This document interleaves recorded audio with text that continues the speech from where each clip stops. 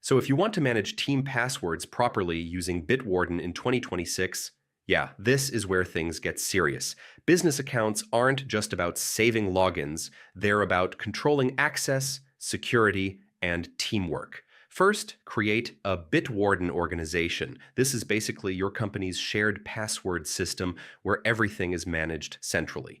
Next, invite your team members using their email addresses. Once they join, you can control exactly what they can access. Now assign roles. For example, admins can manage everything while regular users can only access what they need. This keeps your data secure. Next, organize passwords into collections.